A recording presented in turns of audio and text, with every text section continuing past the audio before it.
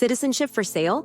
It sounds like a plot from a spy novel, but it's actually big business.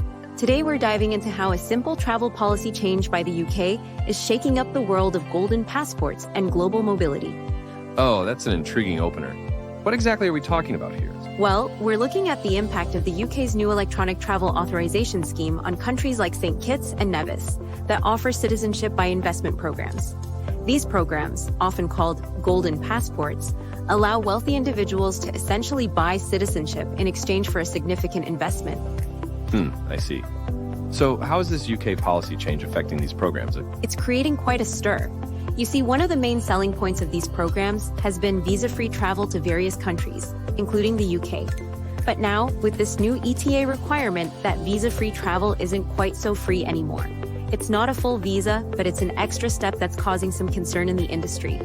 I get it. So it's almost like buying a first-class ticket and then finding out you still have to wait in the security line with everyone else, right? That's exactly it.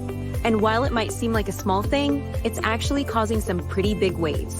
Imagine you've just spent, let's say $150,000, which is roughly the minimum investment for St. Kitts and Nevis's program, partly because it promises easy travel, and then suddenly the rules start changing. Wow, that's a significant amount of money. I can see why investors might be concerned. But how big is this industry, really? Are we talking about a lot of people here? Well, it's bigger than you might think. According to a report by Investment Migration Insider, the global citizenship by investment industry was valued at about $25 billion in 2019. And that's expected to grow to $100 billion by 2025. So we're talking about a substantial market here. Those are some impressive numbers. So what's driving this growth? Why are people willing to spend so much on a second passport? There are a variety of reasons. For some, it's about global mobility and the freedom to travel easily. For others, it's about tax planning or having a plan B in case of political instability in their home country.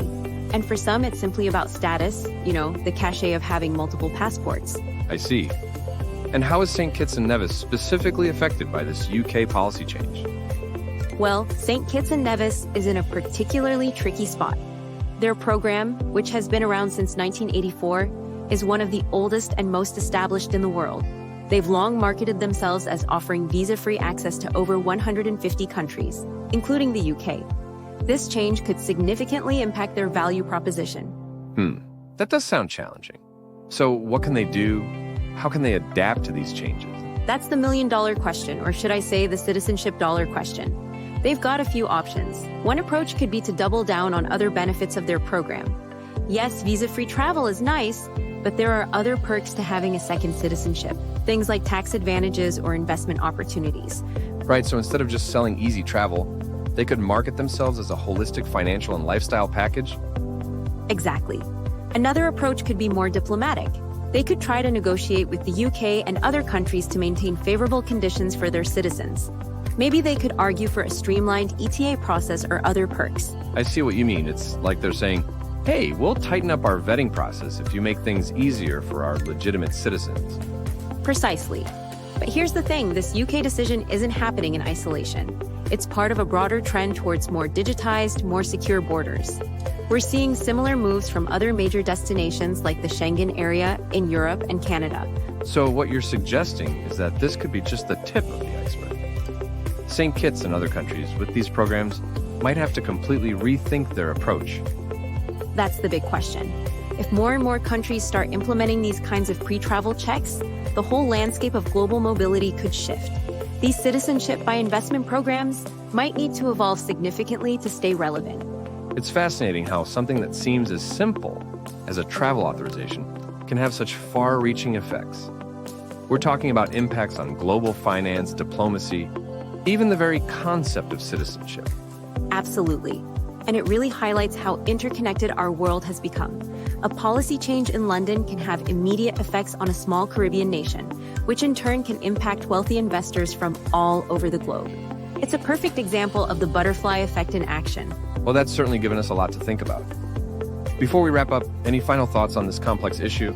I think the key takeaway is that in our interconnected world, no decision happens in isolation. Whether you're a small island nation, a global superpower, or an individual looking for more freedom of movement, we're all part of this intricate global dance. And as the music changes, we all need to be ready to adjust our steps. Well said. And on that note, we'll bring this episode to a close. Thanks for joining us as we explore the ripple effects of the UK's new travel policy on the world of global citizenship. Until next time, keep your eyes on the horizon and your passport close at hand. You never know when the rules of the game might change. Absolutely. And remember, while we focused on St. Kitts and Nevis today, this is an issue that affects many countries with similar programs. Places like Antigua and Barbuda, Dominica, and others in the Caribbean, as well as some European countries like Malta and Cyprus, all have their own versions of citizenship by investment programs. They'll all be watching how this plays out and likely adjusting their own strategies accordingly. That's a great point. This really is a global issue with far-reaching implications. It sure is. And it's not just about the countries offering these programs. It's about the individuals and families who are seeking second citizenships. For many, it's not just about ease of travel or tax benefits. It can be about security, about having a plan B in an uncertain world.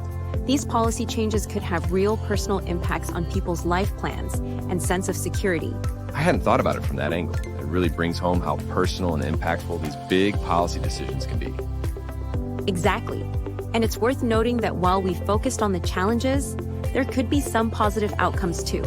If these changes lead to more rigorous vetting processes and greater transparency in citizenship by investment programs, it could actually increase their legitimacy and long-term sustainability.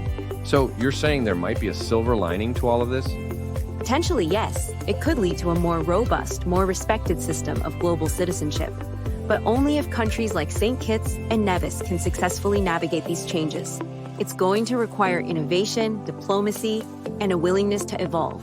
This is just the beginning of what's likely to be a long and complex story. But that's what we love here, diving deep into the issues that are shaping our world, even as they're unfolding. Thanks for joining us on this journey, and we'll see you next time.